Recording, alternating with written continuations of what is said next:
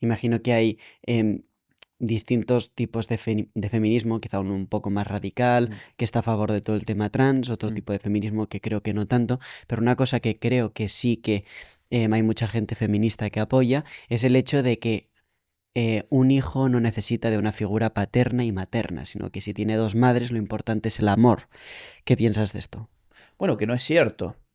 Es decir, psicológicamente la figura paterna ejerce una cierta influencia psicológica que no ejerce la mujer y viceversa.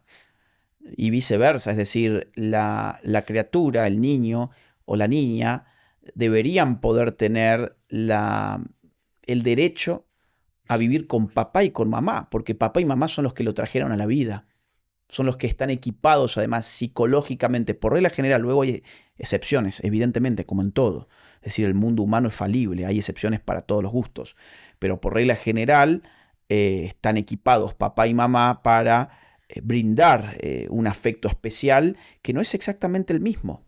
No es el mismo afecto que da mamá que el que da papá y viceversa. Entonces, la realidad de esto que llaman las familias homoparentales es que están diseñadas para cumplir los caprichos del mundo adulto, cuando en realidad la adopción siempre ha sido un derecho del niño, un derecho a que el niño se le devuelva lo que ha perdido. Un niño en posición de ser adoptado es un niño que ha perdido a papá y a mamá, no a papá y a papá, ni a mamá ni a mamá. Esto es simplemente una ficción jurídica establecida para cumplimentar los derechos de una minoría que por su tipo de relacionamiento sexual no puede tener sus propios hijos. Y entonces ahí se está, bueno, más o menos convirtiendo el deseo en ley. Exactamente, es que al final ese es otro gran tema, Luis. ¿Cuál es el fundamento del derecho? Hubo un tiempo donde era, por ejemplo, la ley divina, por ejemplo. Hubo otro tiempo donde era la ley natural, es decir, preguntarnos qué establece un orden natural, racional y de ahí derivar derechos. Luego pasó a ser el consenso democrático, es decir, en una legislatura se votan por derechos y obligaciones y se establece la ley.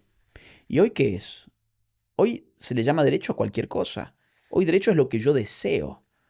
A tal punto que ya hay experimentos políticos del socialismo del siglo XXI sobre todo, que establecen que la felicidad es un derecho. Entonces crean ministerios de la felicidad, como el caso de Nicolás Maduro. Y si te tienen que adelantar la Navidad a octubre para que seas feliz en octubre y no tengas que esperar hasta diciembre, pues te adelantan la Navidad. Hay gente que habla, por ejemplo, del derecho al sexo. Es decir, derecho al sexo. Para que haya un derecho tiene que haber una contraprestación, tiene que haber una obligación del otro lado. Si yo tengo derecho al sexo significa que alguien va a estar obligado a complacerme. Yo no tengo derecho al sexo. Yo en todo caso tengo derecho a intentar construir una relación sexoafectiva con alguien. Si es que ese alguien me considera un candidato viable. Pero ¿qué es el derecho al sexo? Es más, se está usando esa expresión, por ejemplo, para personas discapacitadas. La idea de que, bueno, los discapacitados también tienen derecho al sexo, entonces, esto que decir es fuerte, pero es que esto existe. Hay que proveerle, por ejemplo, a un chico down de masturbación, por ejemplo. Hay que asistirle en sus necesidades sexuales.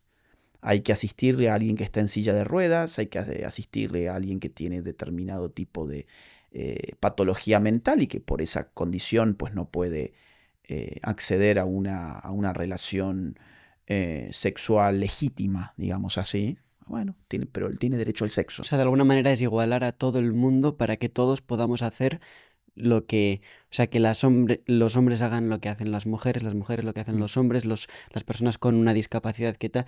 O sea, se está, de alguna manera, el Mm. que todos podamos hacer lo mismo y hacerlo bien. O sea, obviamente la inserción laboral de una persona con síndrome de Down es muy Ujú, importante, es claro, muy claro, digna, es muy necesario, claro. pero, o sea, ¿hasta qué punto se puede pervertir el bienestar de todo el mundo? O sea, no sé si... La idea atrás del wokismo, que es lo que está atrás de este pseudo igualitarismo, es que el mundo está dividido entre opresores y oprimidos. Entonces hay sistemas de opresión para todo. Por ejemplo, mencionábamos el sexo recién. Bueno, si sos hombre, sos el opresor, si sos mujer, sos la oprimida.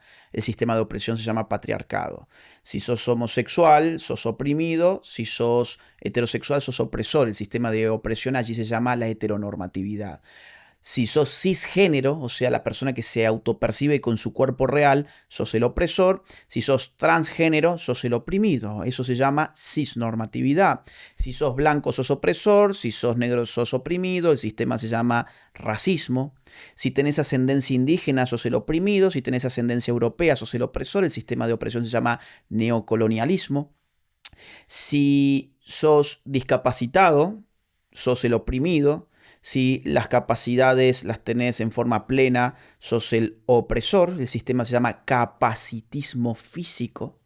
Si sos una persona que tiene problemas mentales, sos el oprimido. Si sos una persona que está cuerda, sos el opresor. Y el sistema se llama capacitismo psiquiátrico. Si sos gordo, sos el oprimido. Si sos flaco, sos el opresor. El sistema se llama gordofobia. Si sos rico, sos el opresor. Si sos pobre, sos el oprimido. El sistema se llama neoliberalismo. Si sos parte de los nacionales que viven en su Estado-nación, sos el opresor. Si sos un inmigrante ilegal, sos el oprimido. Y el sistema se llama xenofobia. Más aún, si sos, por ejemplo, un ser humano, sos opresor de algo llamado reino animal o planeta Tierra o Pachamama o medio ambiente, como le quieras llamar, que es la parte oprimida de esa relación, y el sistema se llama especismo. Todo ese conjunto de dialécticas opresor y oprimido que atraviesan todas las categorías, tanto sociales como naturales, las ponen en una olla, las revuelven y sale lo que ellos llaman interseccionalidad, frente a la cual hay que elaborar políticas de discriminación positiva. Por eso lo que vos recién dijiste es muy importante, pero ¿cómo funciona acá la igualdad? Es decir, darle oportunidades, por ejemplo, a un chico down para que él pueda tener un ingreso económico, insertarse en el mercado laboral de acuerdo a sus capacidades, y siempre y cuando haya empresas dispuestas a voluntariamente tomarlo como empleado, pues eso está muy bien, lo apoyamos todos. Ahora, otra cosa es decir, no, pero es que además hay que hacer políticas de discriminación positiva para todo este conjunto de minorías donde a la fuerza, a través de legislación, vamos a empezar a incorporar, por ejemplo, no sé, el caso clásico, un trans en un deporte femenino, un trans en baños de mujeres, cuotas de género por allí, cuotas de raza por allá. Tenemos en la Coca-Cola, donde hace unos años, por ejemplo, le daban cursos a sus empleados con el título de cómo ser menos blanco, por ejemplo. Ese tipo de absurdos se han extendido por todas partes y responden no a un criterio de igualdad ante la ley, sino todo lo contrario, a desigualdad ante la ley, que ellos lo han denominado discriminación positiva. Tenemos que tratar desigualmente frente a la ley a cada minoría para brindarles la oportunidad de una revancha política. Ellos han sido los oprimidos en la historia, por lo tanto llegó el tiempo de su revancha y para eso el Estado los va a socorrer y los va a poner en un pedestal para que se desquiten. Y me parece interesante porque de alguna manera están tratando de pues, decir o hablar sobre pues, la gente con síndrome de Down, aquellos que en parte fomentan que en el 2050 ya no va a haber síndromes de Down porque se aborta el 95% de ellos. Ese es un punto excepcional. Mira, acá hay un concepto que es el que se ha perdido, que es el de dignidad humana. Toda esta locura del wokismo no haría falta si tuviéramos en cuenta algo llamado dignidad humana. La dignidad es el valor último por debajo del cual no podemos encontrar, por encima del cual no podemos encontrar nada más. Cuando decimos la vida del ser humano es digna, lo que estamos diciendo es que merece ser tratado ese ser humano siempre como fin y nunca como un medio, diría por ejemplo Kant. Esa es la idea que se ha perdido. Si nosotros tuviésemos esa idea en mente, mirá, es que no interesaría estar dividiendo las personas entre transgénero, cisgénero, heterosexuales, homosexuales, hombres, mujeres, blancos, negros, indígenas, europeos, gordos, flacos, pobres, ricos. Diríamos, oigan, a las personas hay que tratarlas como fines, no como medios, abstraigamos sus diferencias particulares y apliquemos la misma ley para todos. Eso se llama igualdad ante la ley. Eso es lo que se ha perdido. En el caso que mencionábamos, yo tengo, por cierto, un tío con síndrome de Down, es decir, yo sé de lo que estoy hablando. No es que traigo el ejemplo porque sí, digamos. Uno ve dónde avanzan más estas agendas woke y curiosamente a ellos se los abortan. Curiosamente se impone la idea de que son una suerte de subhumanos a los que habría que abortar para cumplir el deseo de los demás. Esto es interesantísimo. Volvemos al problema del deseo y del derecho. ¿Cuál es el fundamento del derecho? Vos lo dijiste brillantemente. Es el deseo. Si yo no deseo lo que tengo en el vientre, pues yo tengo el derecho a aniquilarlo.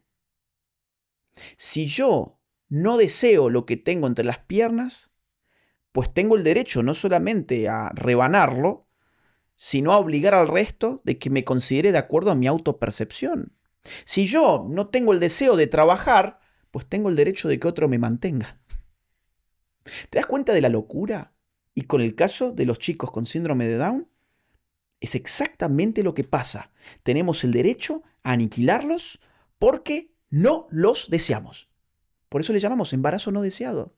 El fundamento del derecho en el siglo XXI es algo tan gelatinoso, tan subjetivo, tan arbitrario como un deseo. Si te ha gustado este corto, tienes la entrevista completa en pantalla y en nuestro canal. Muchísimas gracias.